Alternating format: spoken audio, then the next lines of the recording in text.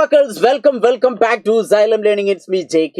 മക്കളെ, നമ്മുടെ ക്രിസ്മസ് എക്സാമിനുണ്ടല്ലോ SCRT ബേസ് ചെയ്തിട്ടുള്ള A+ ലെവൽ ചോദ്യങ്ങൾ വന്നിട്ടുണ്ട്. നിങ്ങളത് കണ്ടോ? ആ ചോദ്യങ്ങൾ നിങ്ങൾ ചെയ്തു നോക്കിയോ? ഇല്ലെങ്കിൽ പേടിക്കണ്ട, എല്ലാവരും കൂടെ ശ്രദ്ധിച്ചോളൂ. ഞാൻ പറയുന്ന വാക്കുകളിലേക്കും സ്ക്രീനിലേക്കും മാത്രമായിരിക്കട്ടെ നിങ്ങളുടെ ശ്രദ്ധ ഞാൻ ആവാഹിച്ചെടുക്കുകയാണ്. നമുക്ക് SCRT ബേസ് ചെയ്തിട്ടുള്ള A+ ലെവൽ ചോദ്യങ്ങൾ എന്ന് പറഞ്ഞാൽ ABC ആണ്. 3 ക്വസ്റ്റ്യൻ പാറ്റേണുകൾ നമുക്ക് തന്നിട്ടുണ്ട്. അതിനകത്ത് ഒരേ രൂപത്തിലുള്ള കുറച്ച് ചോദ്യങ്ങളാണ് നമ്മൾ ആദ്യം ചെയ്യാൻ പോകുന്നത്. അതുകൊണ്ട് തന്നെ കുറച്ച് ബുദ്ധിമുട്ടൊക്കെ ഉണ്ടായിരിക്കാം. പക്ഷെ മാക്സിമം എന്ത് ചെയ്യുക, നല്ല കുട്ടികളായിട്ട് ഇങ്ങോട്ട് ശ്രദ്ധിക്കുക. അപ്പൊ മാക്സിമം ഇങ്ങോട്ട് തന്നെ ശ്രദ്ധിച്ചോളൂ. അപ്പൊ SCRT ബേസ് ചെയ്തിട്ടുള്ള നമുക്ക് A+ ലെവൽ ചോദ്യത്തിലേക്ക് കിടക്കാം. അപ്പൊ ഇത് നിർബന്ധമായിട്ട് നിങ്ങൾ എന്ത് ചെയ്യണം, പഠിച്ചിരിക്കണം. ഒന്നാമത്തെ ചോദ്യത്തിലേക്ക് നോക്കുക. ഇങ്ങനത്തെ ഒരു ചിത്രം കിട്ടിയാൽ തന്നെ ഇതിനകത്ത് 2 ചോദ്യങ്ങളാണ് വരിക. ഒന്നാമത്തെ ചോദ്യം, സ്വിച്ച് ഓൺ ആക്കിയാൽ ഇവിടെ AB എന്ന ആ ഒരു ചാലകം കണ്ടക്ടറിന് എന്ത് സംഭവിക്കുന്നു.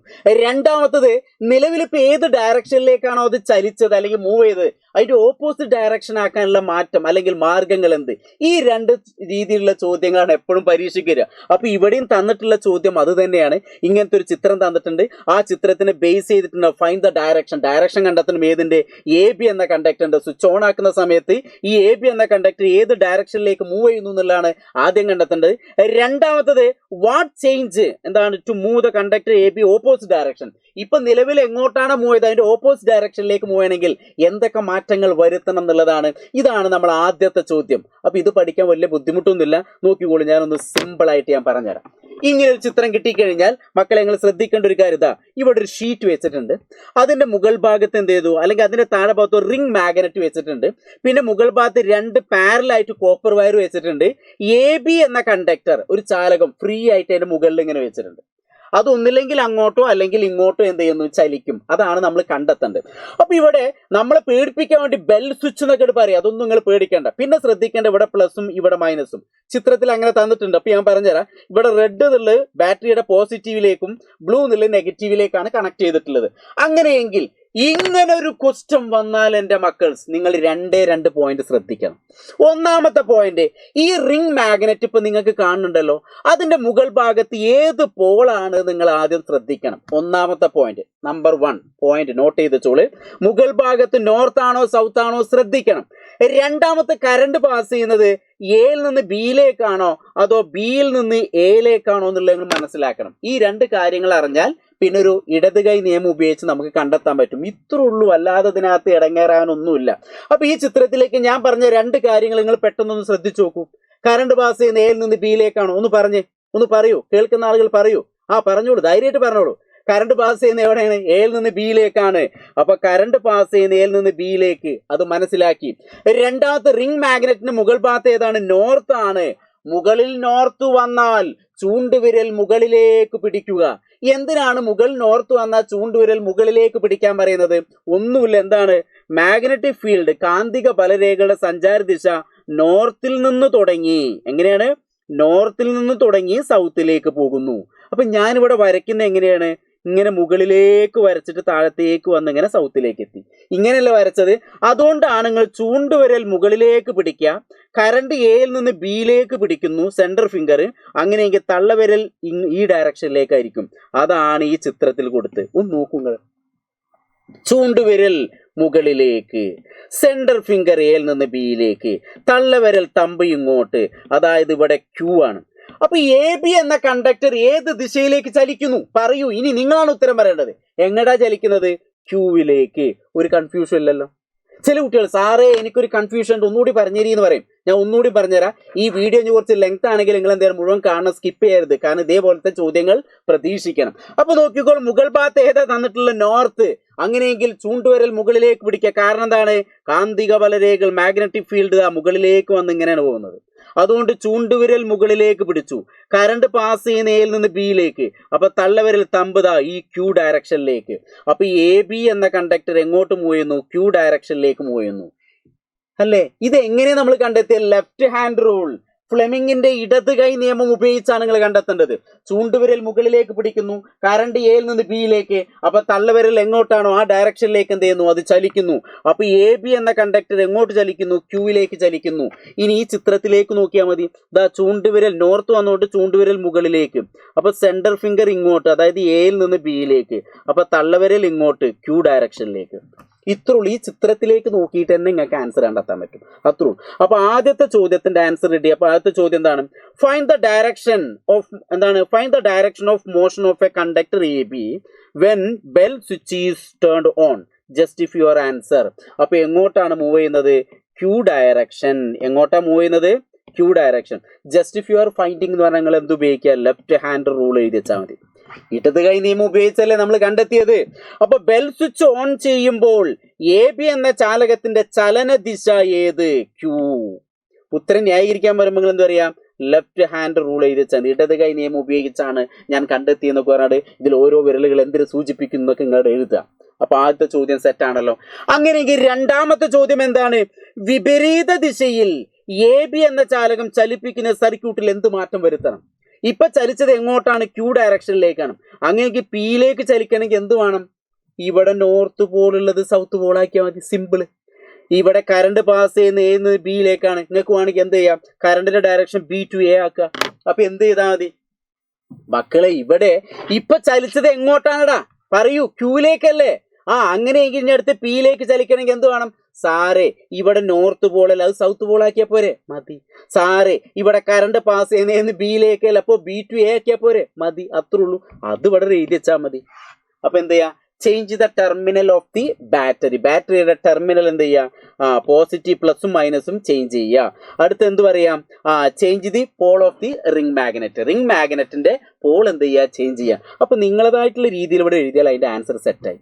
അപ്പൊ ഈ ആദ്യത്തെ ചോദ്യം ക്ലിയർ ആണെന്ന് ഞാൻ വിചാരിക്കുന്നു. ഇനി ഇതിനെ ബേസ് ചെയ്തിട്ട് ഇതേപോലത്തെ പല ചിത്രങ്ങളും പരീക്ഷിക്കുക. ഞാൻ അത് മാത്രമാണ് സെലക്ട് ചെയ്തത്. ടോട്ടൽ നമുക്ക് 4ാമത്തെ ചാപ്റ്ററിൽ നിന്ന് 8 ചോദ്യം വരുന്നുണ്ട്. അതിൽ നമുക്ക് ഒരേ രൂപത്തിൽ ഒരേ പാറ്റേണിലുള്ള ചോദ്യമാണ് നമ്മൾ ആദ്യം ഡിസ്കസ് ചെയ്യുന്നത്. എല്ലാം പറഞ്ഞാൽ നിങ്ങൾക്ക് കൺഫ്യൂഷൻ ആയാലോ എന്ന് വിചാരിച്ചിട്ടാണ് ഒരേ പാറ്റേൺ തന്നെ നമ്മൾ പഠിക്കുന്നത്. അങ്ങനെയെങ്കിൽ അടുത്ത ചോദ്യം ഇതാ. വീണ്ടും ലെഫ്റ്റ് ഹാൻഡ് റൂൾ ബേസ് ചെയ്തിട്ട് ആ ഒരു ചിത്രത്തിന് പകരം വേറെ രൂപത്തിലുള്ള ചിത്രം തന്നു. എന്താണ് ചോദ്യം തന്നിട്ടുള്ളത്? The figure shows a copper rod held between 2 pole of a magnet and connect to DC circuit. The DC സർക്യൂട്ടിലേക്ക് കണക്ട് ചെയ്തു.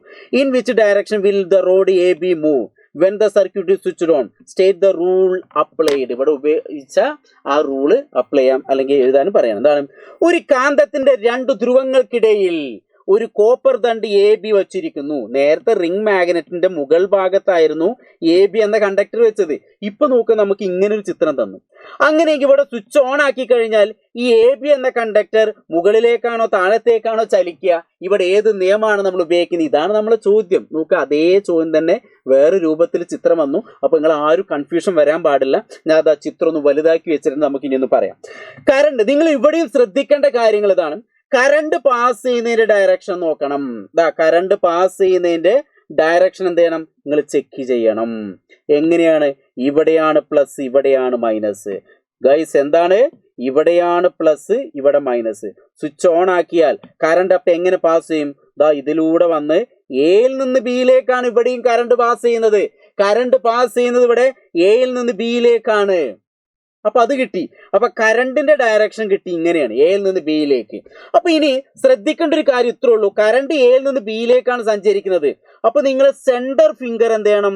എയിൽ നിന്ന് ബിയിലേക്ക് വെക്കണം. സെന്റർ ഫിംഗർ എന്ത് ചെയ്യാം? ഈ ചിത്രത്തിൽ ഇങ്ങനെ നോക്കിയിട്ട് ആ ചിത്രത്തിനെ ബേസ് ചെയ്തിട്ട് എന്ത് ചെയ്യാം? നിങ്ങൾ സെന്റർ ഫിംഗർ എയിൽ നിന്ന് ബിയിലേക്ക് ഇങ്ങനെ വെക്കുക. അപ്പൊ ഞാൻ സെന്റർ ഫിംഗർ ഞാൻ ഇങ്ങനെ വരച്ചു, എയിൽ നിന്ന് ബിയിലേക്ക്. ഇനി നോർത്തിൽ നിന്ന് സൗത്തിലേക്കാണ് മാഗ്നറ്റിക് ഫീൽഡ് എപ്പോഴും ഉണ്ടാവുക. അപ്പൊ നിങ്ങൾ ചൂണ്ടുവിരൽ എന്ത് ചെയ്യണം? North to south. ചൂണ്ടുവിരൽ എപ്പോഴും എങ്ങനെ വെക്കേണ്ടത്? North to south. Centre finger എയിൽ നിന്ന് ബിയിലേക്ക്. അങ്ങനെയെങ്കിൽ തമ്പ് എങ്ങോട്ടായിരിക്കും? മുകളിലേക്കായിരിക്കും. അതായത് ഇതേ രൂപത്തിൽ തന്നെ ഈ ചിത്രത്തിലേക്ക് നിങ്ങൾ നോക്കിക്കഴിഞ്ഞാല് എന്താ സംഭവിക്കുന്നത്? ഇവിടെ നോർത്തും അവിടെ സൗത്തും. അപ്പൊ ചൂണ്ടുവിരൽ അങ്ങോട്ട് വെച്ചു, എന്റെ സെന്റർ ഫിംഗർ ഇങ്ങോട്ട്. അപ്പൊ തമ്പ് എങ്ങോട്ടാണ്? മുകളിലേക്കാണ്. അങ്ങനെ തന്നെയല്ലേ സംഭവിച്ചത്? ഈ ചിത്രത്തിലേക്ക് നോക്കിയാൽ കണ്ടെത്താൻ പറ്റും. അപ്പൊ അങ്ങനെ ഈ എ ബി എന്ന കണ്ടക്ടർ എങ്ങോട്ട് മൂവ് ചെയ്യുന്നു? മുകളിലേക്ക്. ഞാൻ അവിടെ ഒന്ന് വരച്ചേക്കാം, ഒന്നുമില്ല. സെന്റർ ഫിംഗർ ഇങ്ങോട്ട്, അതായത് എയിൽ നിന്ന് ബിയിലേക്ക്. മാഗ്നറ്റിക് ഫീൽഡ് അങ്ങോട്ട്, അതായത് നോർത്തിൽ നിന്ന് സൗത്തിലേക്ക്. അപ്പൊ തള്ളവിരൽ മുകളിലേക്ക്, തമ്പ് മുകളിലേക്ക്. ഞാൻ ഒന്നുകൂടി ഈ ചിത്രത്തിൽ വരച്ചാൽ ഞാൻ പറയുമ്പോൾ ആ രീതിയിൽ നിങ്ങളെ ഇടത് കൈ ഒന്ന് പിടിച്ചു നോക്കിയാൽ മതി. കറണ്ട് എയിൽ നിന്ന് ബിയിലേക്ക്. അപ്പൊ സെന്റർ ഫിംഗർ നിങ്ങൾ ഈ ചിത്രത്തിൽ കാണുന്ന പോലെ എയിൽ നിന്ന് ബിയിലേക്ക് ഒന്ന് പിടിക്കുക. സെന്റർ ഫിംഗർ എന്ത് ചെയ്യുക? എയിൽ നിന്ന് ബിയിലേക്ക്. ഇതാണ് സെന്റർ ഫിംഗർ. അപ്പൊ സെന്റർ ഫിംഗർ എന്ത് ചെയ്യുക? എയിൽ നിന്ന് ബിയിലേക്ക് പിടിച്ചു. അപ്പൊ എയിൽ നിന്ന് ബിയിലേക്ക് പിടിച്ചു. 4 ഫിംഗർ എങ്ങോട്ടായിരിക്കും? നോർത്തിൽ നിന്ന് സൗത്തിലേക്ക്, അങ്ങോട്ടാണ്. അപ്പൊ തള്ളവിരൽ എപ്പോഴും എങ്ങോട്ടായിരിക്കും? മുകളിലേക്ക്. അതുകൊണ്ട് ഇവിടെ എ ബി എന്ന ചാലകം എങ്ങോട്ട് മൂവ് ചെയ്യുന്നു? ഫസ്റ്റ് മുകളിലേക്ക്. ഒന്നുകൂടി ശ്രദ്ധിക്കുക.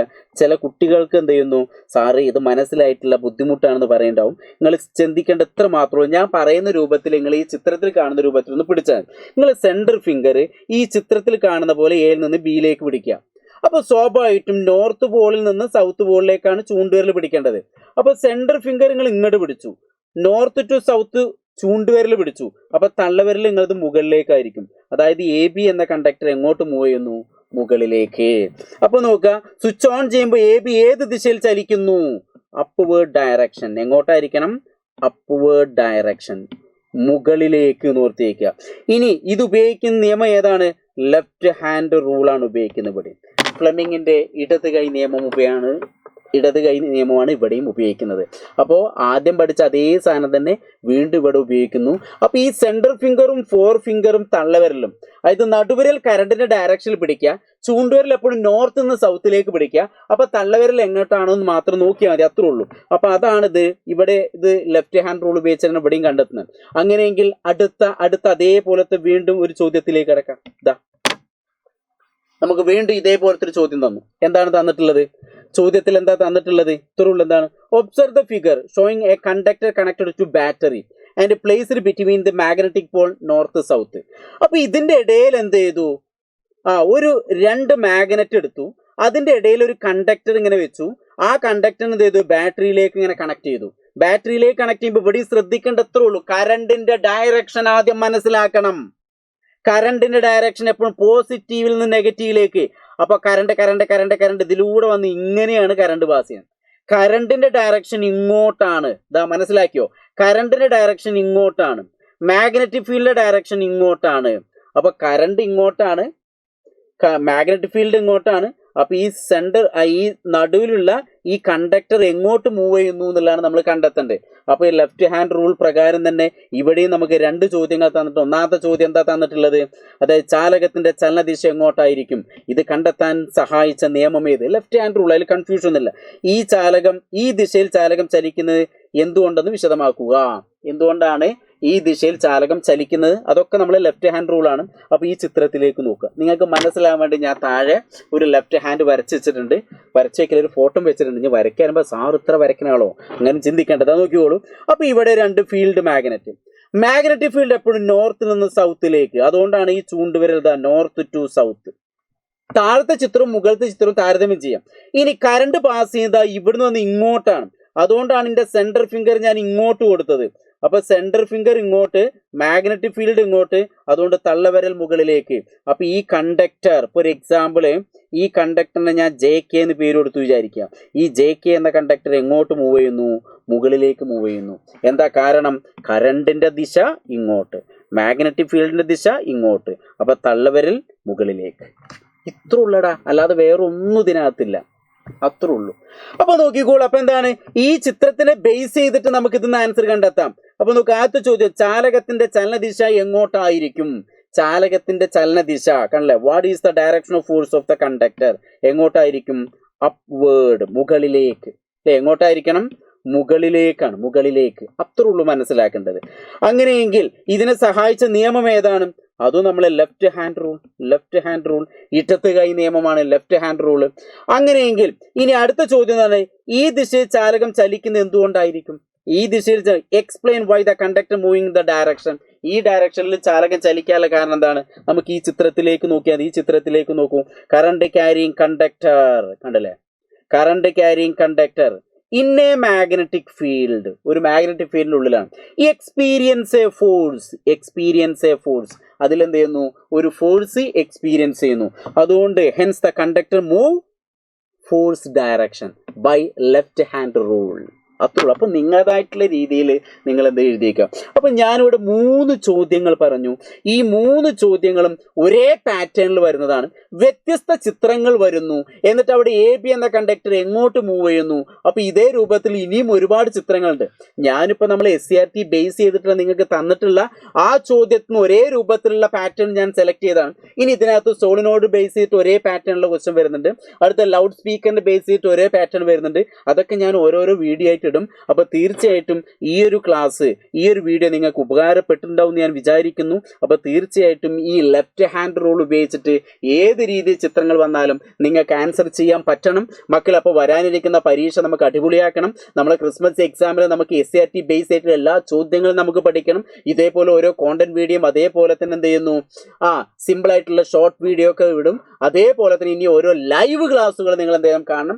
കാരണം നമുക്ക് പരീക്ഷയ്ക്ക് വരുന്ന ചോദ്യങ്ങൾ എന്ന് പറഞ്ഞാൽ ഏത് രൂപത്തിലുള്ള ചോദ്യം വന്നാലും നിങ്ങൾക്ക് അത് എഴുതാൻ പറ്റണം. അതിന് വേണ്ടിയിട്ടാണ്. അപ്പോൾ ഈ ക്ലാസ് എല്ലാവർക്കും ഇഷ്ടപ്പെട്ടിട്ടുണ്ടാവും ഞാൻ വിചാരിക്കുന്നു. ഇനി ഇതിലേതെങ്കിലും ബുദ്ധിമുട്ടുള്ള ഏരിയ ഉണ്ടെങ്കിൽ നിങ്ങൾ എന്ത് ചെയ്യുന്നു, കമൻറ്റ് ചെയ്യാൻ. ഞാൻ അതൊക്കെ ഒരു കോണ്ടന്റ് വീഡിയോ ആയിട്ട് ഇടും. അപ്പോൾ തീർച്ചയായിട്ടും വരാനിരിക്കുന്ന പരീക്ഷ അടിപൊളിയായിട്ട് GBU ഗോഡ് ബ്ലസ് യു, ഒരു ബ്ലൂ ഹാർട്ട്. എല്ലാവർക്കും ക്ലാസ് ഇഷ്ടപ്പെട്ടിട്ടുണ്ടാവും എന്ന് വിചാരിക്കുന്നു. അപ്പോൾ ഇനിയും ഇതേപോലെ ലെഫ്റ്റ് ഹാൻഡ് റൂളുമായിട്ട് ഞാൻ വീണ്ടും കണ്ടുമുട്ടാം. നമുക്ക് എന്ത് ചെയ്യാം, കുറേ ചോദ്യങ്ങൾ ചെയ്യാം. അപ്പോൾ അടിപൊളിയാക്കാം, സെറ്റാക്കാം. Okay, by.